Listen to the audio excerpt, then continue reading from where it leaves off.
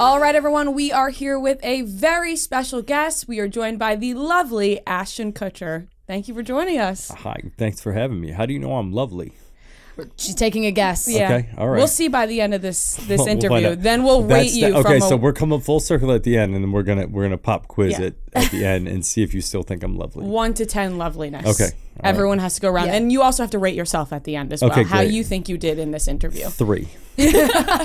No pressure. You But already did that better than Josh Duhamel. yeah. Yes. She called him a special guest. Yes. She said It's it's very special. We're here with a special Very guest. special guest. I was already thinking about pronouncing his last name wrong because it's spelled funky. Yeah. But I know how to say it, but I was already thinking like 5 steps ahead, and then You're like, don't say dummel. Don't Yeah. say dummel. Don't say and dummel. then all of a sudden I said Skeshel, and of course that was the clip that went out That was everywhere. But we did ask him about you, Yeah. and he seemed to hold back a little bit.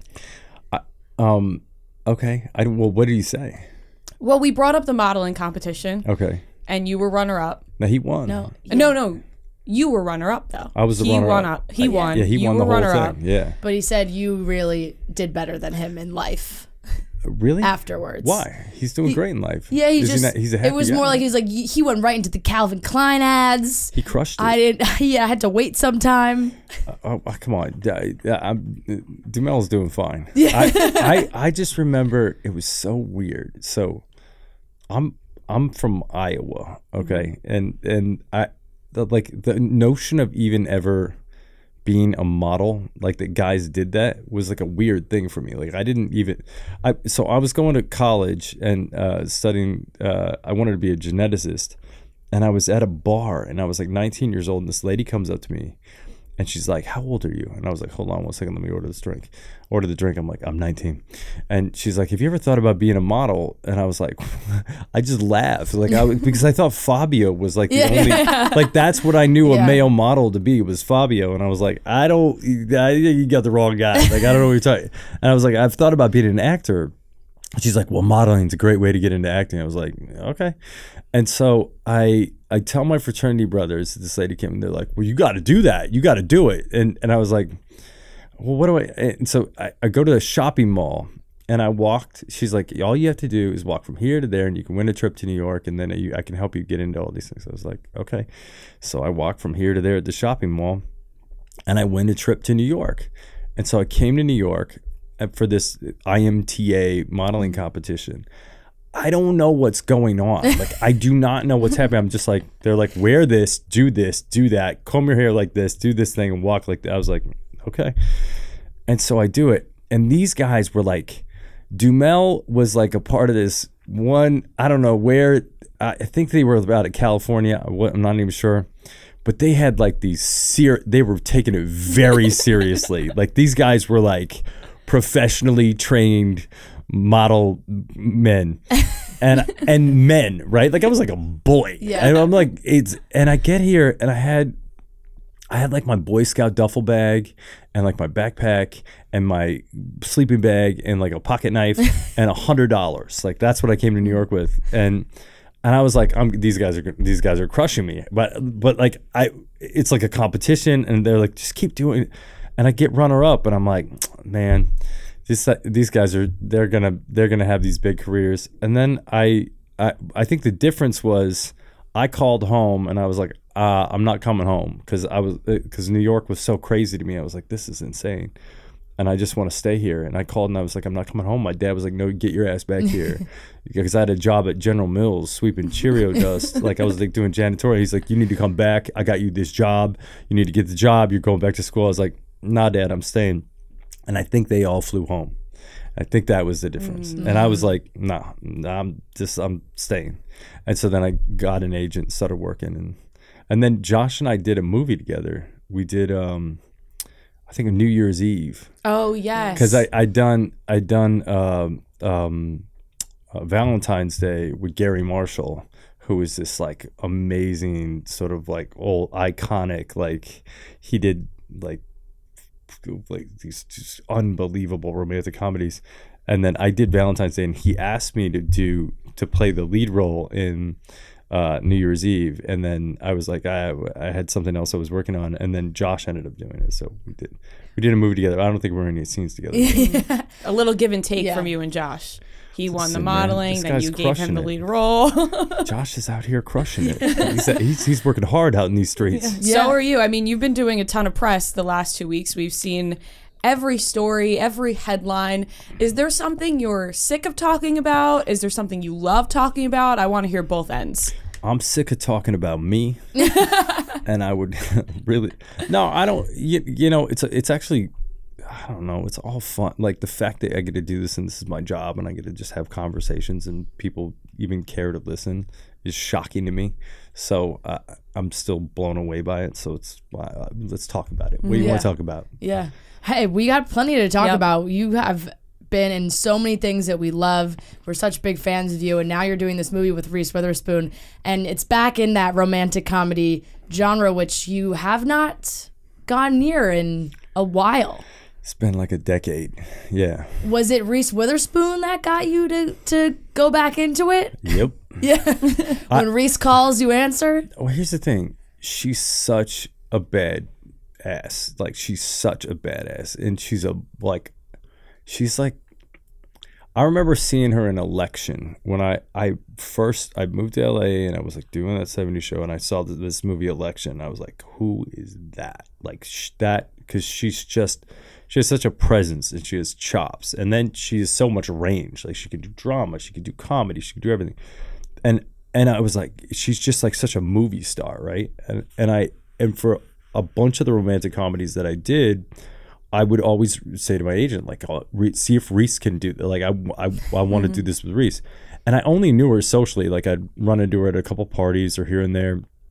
And she, over the year, in the last like 10 years, we've had a bunch of business conversations, but we didn't really know each other. And Aline Brosh McKenna, who did Devil Wears Prada and 27 Dresses, and like is just such a badass in and of herself. Every time I had a romantic comedy that I was working on, and if there was a scene that didn't work or a part that didn't work, I'd always reach out to Aline and be like, Aline, can you look at this with me and like see if you can dissect what's wrong with it? Because she's such a brilliant writer. And she'd be like, oh, try this and that. And then of course it would work. And then so I was in Toronto and Mila was shooting Luckiest Girl Alive. And I'm like hanging out doing dad duty because we don't work at the same time. One of us is always with the kids while the other one's working. And I get this call from my agent. It's like, hey, look, I know you said you didn't want to do anything. I know you said you don't want to work on anything, but you should check this out. Sent me the script. I stopped everything I'm doing and read it because I knew Reese was going to do it. I knew Aline was going to do it. And I read it and I was like, okay, it's about two people that have been friends for 20 years and realize that they're in love. I was like, I kind of know that story. And I've always wanted to do a film with Reese and I love Aline. And I was like, I'm in. And then we figured out how to shoot it in LA and then away we went. Yeah, I think a lot of people are excited about this. It's you, Reese Witherspoon. I think we're seeing a comeback with rom-coms lately. Like, I feel like it like fell off a little bit, but, you know, George Clooney, Julia Roberts just did one. Everyone was excited about that. Yeah. You know, J-Lo, Josh Duhamel. Now you and Reese Witherspoon, everyone's very excited. Yeah, these things go in cycles, you know. I think what happened, during the pandemic, Mila and I would be at home. We're like trying to find something to watch at night, and we like wanted to find like a new great rom-com that we could watch at like the whole pandemic, and they just had stopped making them. Like and I think what happens with these things, they really go in cycles. Like they'll make a bunch of them. Like they'll make one, it'll make money. And then all of a sudden they're like, well, with rom-coms, people want to see rom-coms. We got to, and then they make so many of them, and then like they're at varying degrees of quality, and then people are like get over it for a while. And so I think we're about to like go into like a surge of like really good rom-coms because I think it's movies that people want to make and movies that people want to see, and hopefully it happens. I love them. Yeah, so do we.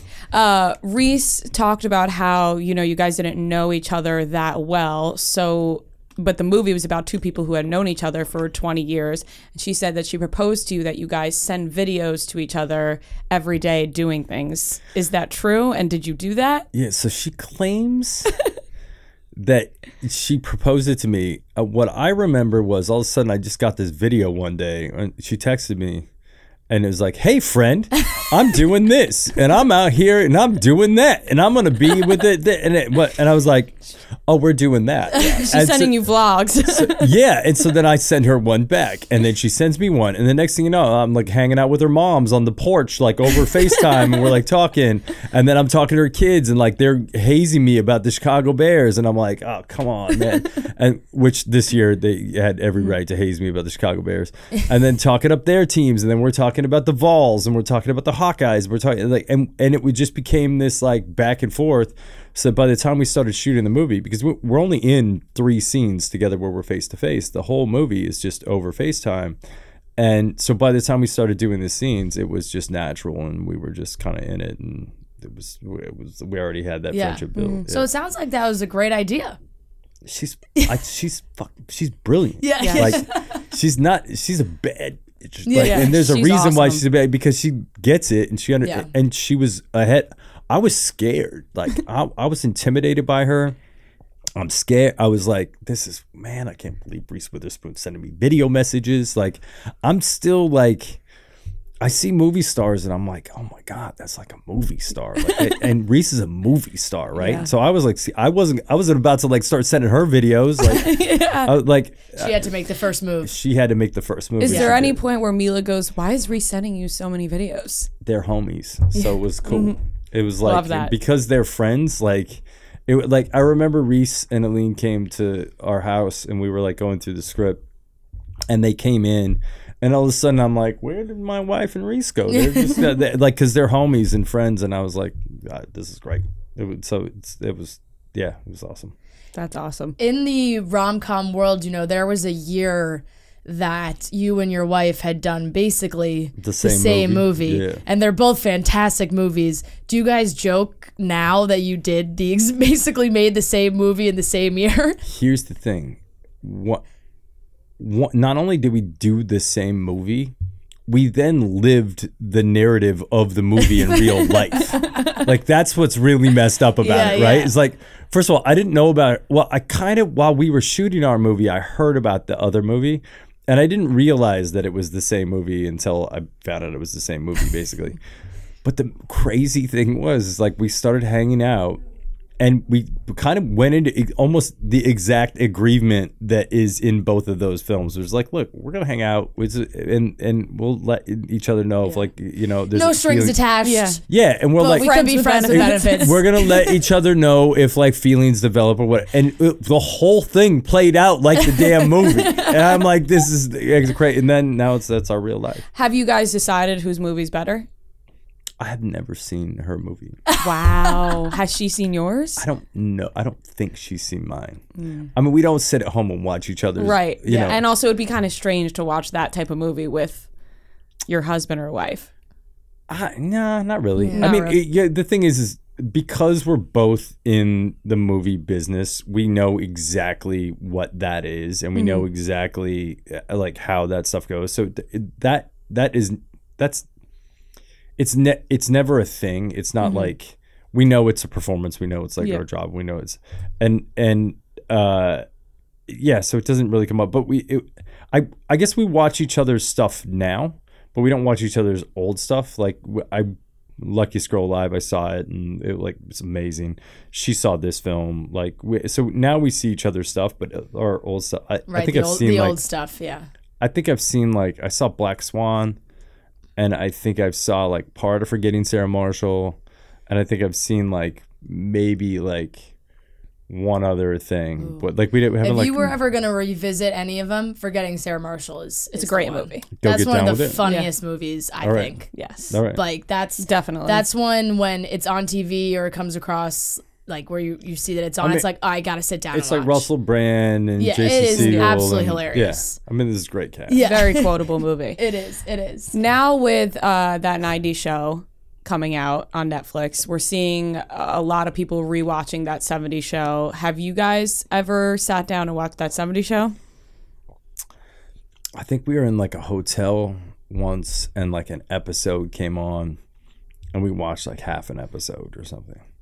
So we didn't know. And it was we have to turn this off.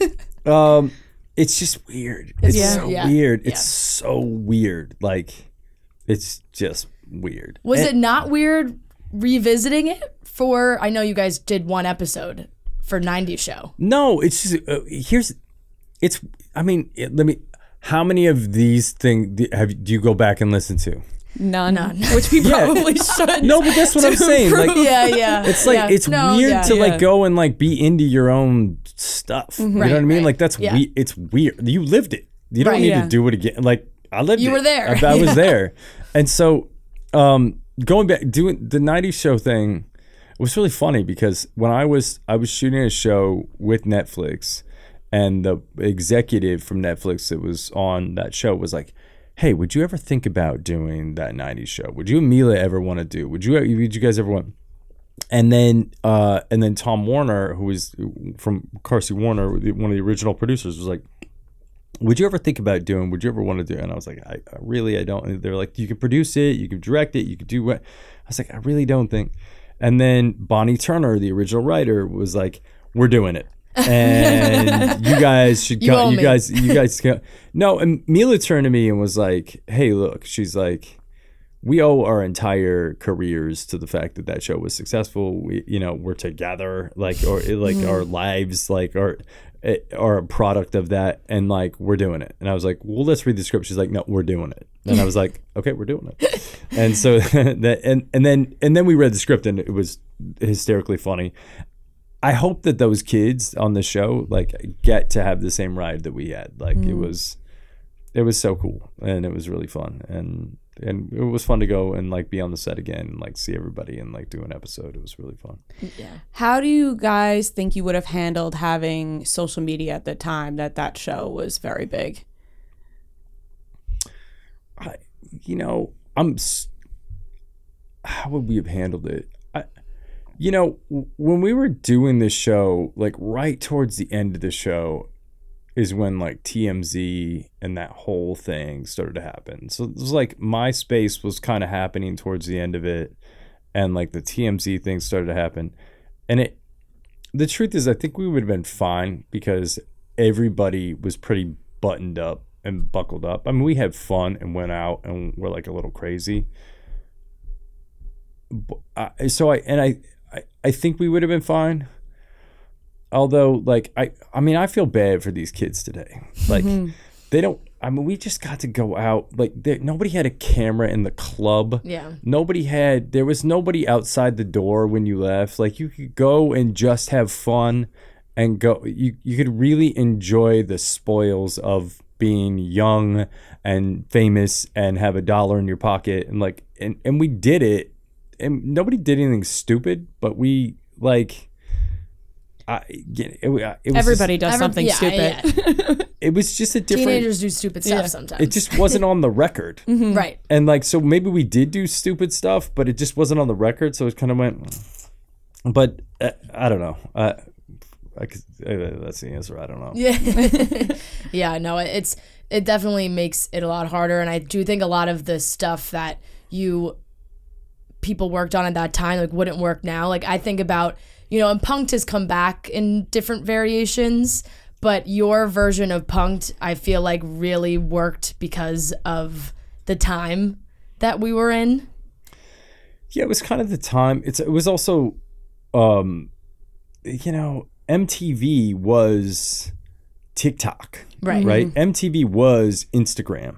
MTV was where you went to like see what people were doing, right? And so I think it catalyzed it at that time. Like it was kind of like this look into like, well, how are the people when they don't know the cameras are on? And the cool thing, and it was very different because when I did the show, every single person that got Punk'd signed a waiver and said, yes, you can air this. Because I destroyed tapes on people, anybody who said you can't, like destroyed it. And I don't talk about it. And that was like a common respect that we had back then that no longer exists, where it's like everybody's got a camera and everybody's trying to film whatever, and then they just post it like as if that person gave them permission to just take their private life and make it public. And so it was very different in so much as it was kind of a glimpse at how people would react to things. And and nobody was expecting it, right? Like there was like nobody saw it coming. And now I think everybody's a little bit more on guard because they know there's always a camera rolling. And so I think it's just a very, I think it'd be much harder to do that show today. Definitely. Is there anybody who held what you did to them against you? No. Everyone was cool with it. Everybody's been cool with it. I mean, there are a couple people for whom I burned the tape. That were like, that was dirty, and I was like, yeah, but I burned the tape. So, fair enough. But I think everybody had a sense of humor about it, and you know who had the least sense of humor about it was comedians, which is really weird because you think that like comedians would be down, but comedians, they like to be in on the joke, right? Yeah, they don't like to be the joke. Yep. And so it was comedians, and after a while, we just stopped doing comedians because they were like, and you're like, dude, it's funny. Like, come on, man. Like, it was funny. They want to be the one making fun of you. Yep. Yeah. I mean, was there ever somebody where it was like, okay, this is going so off the rails from what we planned, but it's going to work? Yep. They almost all did, right? Like, we spent a lot of time eliminating X factors. So you would try to like get people have a lockdown space. You would try to make sure that there were no bogeys coming onto the set because you only have one take. So if you didn't get it, you just didn't get it. And some of the productions were like $100,000, $200,000 to shoot the thing. Like if you're gonna like wreck a car or flip a car, and it, like that's a real car, and you really flip it, and it really like it actually really happens. And so if you lost it, it was like you lost like, $250,000, like just trying to pull a prank. And so you had to get it. And so we would try to eliminate anything that could go wrong, any X factor. And then you also have to get a person in the camera to like where you knew there was a hidden camera facing the camera. So we would rehearse it and rehearse it and rehearse it and rehearse it. So that when they got there, we were ready for anything that went wrong. And every single time, something went wrong. And we had to figure it out, like on the fly. And there were, it was a lot of coordination of a lot of people. And we had an unbelievable crew and just like insanely good cast members that were able to go with the flow and make it happen. And there were a lot of times where like someone was like, am I being punked right now? And then you'd be like, you'd have to like spin them back around and then get them back in because otherwise you lose the entire day of production. So you need to get a full episode. You got to get an episode. And so you go till you got it. Yep. And that is one of the best things too about it, that it became such a common phrase for anytime anybody got into any trouble. You'd be like, okay, where's Ashton? Right. Come on, what's happening? It still happens, like on Twitter. It's like, when's Ashton Kutcher gonna pop up? It's like, but it was like, for me, when I was growing up, it was Candy Camera, right? Like, am I on Candy Camera? Like, that was the thing. Like, when's Ed McMahon gonna come out, right? And so, now it's. Is it weird to hear your name still in that way? Yeah, it is weird. It's weird to hear your name ever. I was actually listening to a Lil Wayne song yesterday, weirdly enough, and your name popped up, and I was like, that's so weird. We're interviewing him tomorrow. I got a shout out on DMX's last album. I was like, yes. Like, yes. Is that one of the coolest things that can happen? I saw Margot Robbie said that recently, like a rapper saying your name is like. I mean, it's yeah. But here's the funny thing. So when I was growing up, so my first name's Chris, and when I moved to New York on that, when I first came here, I got a modeling agent, and she was like, we have like 3 Chris K's at the agency. So like, or there was like another Chris K, and there was a couple other Chris's. She's like, what's your middle name? I told her. She's like, that's your name now. And so there's kind of like, for me, there's the before and after. And everybody who knows me before still calls me Chris. My family calls me Chris. It's like, and so then when I hear that name, that's like the character that is people think I am. Did that kind of give you like an identity crisis though? Like I feel like at a certain point you wouldn't know where where does Chris start and end, and where does Ashton start and end? No, because it's just a good delineation of like anybody who knew you before. Like it's just a very good, clear delineation. So when I hear Ashton, it's always the when you hear somebody talking about that, I recognize it as somebody talking about the image of who I am and not somebody talking about me. And so then what's great is you don't take it so personally. Can I swear? Yes. Yeah, okay, I don't. You've already said bitch. So. No, I mouthed it. Yeah. You whispered it. I mouthed it. And bitch is one of those like sometimes okay for TV Toes the words. line. Oh, yeah. But so it's the image of who you are and not who you are. And I think it's good to keep that separation because it's really easy to believe everything that people say that is good about you, and then once you believe that, you also have to believe everything everybody says is bad about you, and then you're at the mercy of the ups and downs of a career, and it's better to just ride the middle. Yeah. Was there ever a point where you felt like you had to do some fixing for what people thought about you? You know, we've seen your ex-wife, her memoir came out, and you know then we saw Mila. She said you were an asshole at one point. Did you feel like you had to do? She's told that to me personally. Yeah, and then we saw the story. Did you feel like you had to do any correcting to the public, or were you like, I know me, my people know me, and that's really all that matters? I think it was more the latter. I don't ever feel like I've been pretty frank with where I'm at, who I am, what I believe, what I feel, what I think. And so I don't feel like I've ever had to like course correct in any way. I think there are like times when you really want to say something about something and you kind of go like, you just want to go scream from the mountaintops like you don't know the whole story, or you don't know everything, or you weren't there, or whatever it is. But then you go, why fight this battle? Like it doesn't really matter. And that's when like having like good friends that you've had for a long time really matters, because they hold you up and they hold you accountable for things, and you go to your friends and you're like, was I a jerk? Or I go to my wife and I'm like, was I an asshole? You were an asshole. Okay, I was an asshole. Like, and you have to trust your friends, that if your friends are going to tell you that that's who and how you were, that they're telling you the truth.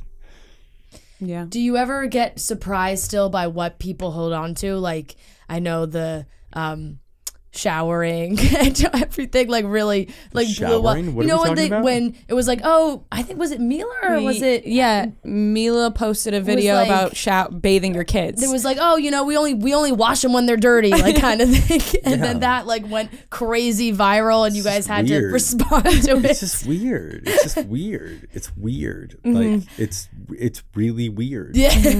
We didn't have to respond. We just thought it was so weird. It was a very funny video and a great response. We were just like, it's just so funny and weird that like people like care. Yeah. Or like that it became where people are asking The Rock whether or not he shower. I'm like, how did that become about like I shower? Yeah, it became a thing that celebrities don't really shower that often. It's so weird. It's so weird. I think it was also really like glad we have it on record that you said you shower. I think it was also like the time, you know, everybody was really hyper focused on what everybody was doing because nobody was really doing anything. Yeah. Well, so maybe. Yeah, I felt like that was part of it. I feel like every time my wife, she's magical. She's a magical human. Every time she goes and does like any sort of press tour, and there will always be like that something that, because she's just, I don't know, she just talks about things in such a human way and she just talks about the human experience so intimately that there's always something that she says that people attach to. Yeah. I don't know. Yeah, this time around it seems like for you, you know, everybody, last night was the Grammys and Harry Styles won for album of the year. Yeah, this thing became a whole thing. Yeah, it sounds like pretty embarrassing. Call him up. What's embarrassing? Didn't know who he was. By the way, he could walk in here right now. I probably still wouldn't know who he is. Like, I don't. But so faces aren't You're not great with faces. I'm good with faces. Okay. I just don't give a shit. Yeah. Like I'm gonna be honest. Like I don't care about pop culture. Like I don't care. Yeah. Like I like if like the founder of Chat GPT-3 walked in here, I'd be like, oh, I know that's Sam Altman. Yeah, like, yeah, I have no idea what you just said. The AI. Or if like Don't know. if the founder of Instagram, Kevin Systrom, walked in here, I'd be like, oh, it's Kevin. Like I know who that. Like I just don't. Like I can tell you what's going on with the Hubble telescope, and I can tell you what the latest advances are in, biochemical engineering, and I can tell you how close we are to having nuclear fusion, and I can tell you what's happening with the debt crisis and what's happening with the reign of U.S. supremacy in the global economy and like I know those are the things that I read about in the news. Yeah. I don't read about Harry Styles, right? Like I don't know what's going on. Like I get information. My wife reads about what's going on with the. And so she'll tell me things like about like his last movie, and there was a thing with the other actor, and but I don't know anything about it. Like I genuinely don't know. Yeah. And she always makes fun of me. Would love to know her take on the drama for Don't Worry, Darling. She always like we'll be driving in the car, and she's like, "Oh my God, it's so and so with the such and such the thing on the Beverly Hills Housewife thing," and I'm like, I don't know who that is. I don't know. Like I do not know. Like I know the Watermelon song because my kids listen to it, and so I know that. But like I still do, like Lizzo could be sitting in here. I don't know what she looks like. I know her. I've heard her songs. Yeah. But I don't know. Like I don't know. I know who Lizzo is, and I feel very proud about the fact that I actually even you just know threw out that. a name. Yes. Very relevant name. That's She's a okay. very important singer That's right okay. now. Yes. And like she's a very important figure, but I don't know who she is. Yeah. It's okay. But now you'll never like. You think Harry Styles will stay with you now after that incident, or no? I still Yeah, don't. He still- doesn't know. If there was like a row, I know he's like a handsome guy, and I know he's about like 5'10" or something. He's a shorter guy. Yeah. Because I was there in person, I saw him. But if there were like 5 guys in here right now, and they were all dark hair, about 5'10"-ish, and handsome guys, I'm not sure I could tell you which one was Harry Styles. I'm telling Fair you. enough. Yeah. Now, if they sang, I might be like, oh, Right. that's the guy. And they would have to all be dressed the same I'm because tell- he has a That's very the kara- unique style. That's the karaoke guy. Okay, look. I used to go to karaoke at the farmers market on Fairfax in Los Angeles when I first moved out there, and I would go on like Sundays, and you'd get like a pitcher of beer and sit and listen to people sing karaoke. And there were like these ringers that would show up that you were like, oh, that guy, man. It was like Proud Mary, and the guy would get up and sing Proud. You'd be like, oh my God, he's amazing, right? Or like somebody would come in and they would sing like some Meatloaf song, and you'd be like, that is the greatest version of that song I've ever heard. They were just karaoke ringers. Yeah. This guy got up and sang, and I was like, this dude's a ringer. Like he's a karaoke ringer. Like I didn't know. And by the way, this is like 5 years ago too. Like he was like in some D12 band or something. It's a compliment to him still. Yeah, he was great. He's an unbelievable. Like if you don't know, It's a genuine compliment. And you know what's great? You He gave him a sang genuine compliment. live and he was great. if you don't know who he is and you just watch him perform, you're like, that guy's good. I'll tell you that. Like because you know how some people where you're like, oh, they're famous, and you're like, I don't know if they're that good, or like we think they're that good because everybody else thinks they're that good. Yep. There are those people, and they're out there, and Yeah. we all are thinking of one, right? Harry Styles is not that person. When you see him go, it's like you're like, oh, that guy's good. He's got it, right? It's like Bruno Mars. Like you're never gonna see Bruno Mars play. See another person who I know. You never Seems like you're paying a little bit more attention than you let on. You're never gonna see Bruno Mars play and be like, I think like he's getting by on the fact that he's Bruno Mars, because he's not. Because he's epic. He's so good. Yeah. He's so good. Yeah. So people Exactly. can't be mad that you wouldn't know him because you're giving him such a compliment. It's even more props. It is. Yeah, exactly. It's even 100%. more props. I agree. You don't be mad at somebody for not knowing who somebody famous is. Yeah. Like, what do you? Come on. I agree with that. I totally agree. We're getting the wrap up signal. Yeah, we do but have to Wrap it up. One Wrap it last up. question. Was it lovely? It was lovely. I was thinking of a. I thought it was lovely. Like 4. Like I think 10? A little high. Like I would give like a. We can't go 10 out of 10, so I would do like 9.4. Yeah. Wow, that's high. 0.4. Oh, that's high. I was gonna say like 8, 9. 8, 9. 8, 9 only because I wish we had more time. We had more time. Yeah, I agree. No, look at that's that. Sweet. Isn't that sweet? But one last question to wrap it up, because we are gonna ask you to take a picture after this to promote the episode. People have been talking about you and Reese Witherspoon's pictures on the red carpet. I don't even know if you saw this. And that they're awkward and you guys won't put your arms around each other. You guys got memed. Okay, You've been memed. Yes. Hold on. I did not see it. For obvious reasons, because I don't look at these things. But my wife called me and was like, "This is the craziest thing." And like she texted Reese and I together. She's like, "Guys, you gotta act like you like each other." and I'm like, "What's going on?" And then the director of the film, Aline McKenna, was like, "There's this crazy meme going on." She told me yesterday, and I was like, "What?" It says it looks like you guys are in a school photo. Here's the thing, okay? All right, here's the thing. If I put my arm around her and was like all friendly with her, I'd be having an affair with her. Like that would, the rumor would be that I'm having an affair with her. Right. If I stand next to her, I put my hands in my pockets, so there's no chance that like that could be the rumor. The rumor is we don't like each other. Yeah, you guys hate each other. Yeah. Reese and I are really good friends. We're really close. I don't have to defend that. He's overthinking the picture. I don't have to defend it. Like, and by the way, there are 50 more pictures where we're laughing, or I'm like whispering something in her ear, or she's saying something to me and she's laughing and I'm laughing. If you edit out the pictures where we're sitting there going, why are all these fucking people shooting pictures of us and thinking that and yelling our names out when you're like, because you're standing on a carpet. You can't, if you've never been on a red carpet, you stand on the carpet in front of a backdrop. There are 50 people in front of you. They're all screaming your name out. I can't hear very well because I'm hard of hearing in one ear and I can only hear in the other. I don't know who's yelling my name, but I know there's a lot of people yelling, Reese, Ashton, over here, look at this one, look at that one, look at that. And at a certain point you're looking and you're like, God, this is really something. Like this is what we do for a living. And you're like, all right, okay, which one? Look at the camera, got it. Okay, are we done? Awesome. And then you shuffle down the line like 2 inches and do the same thing again for like 20 minutes. If you're going to tell me in that entire 20-minute period, at one point, you're not going to have an awkward face on, then you're better than I am, and I'm cool with that. Guys, perfect way to end it. They have amazing chemistry in the movie Your Place or Mine on Netflix February 10th. Make sure it's a great Valentine's Day. You stay home, you want to be with your girlfriends, your boyfriend, your husband, whoever it is.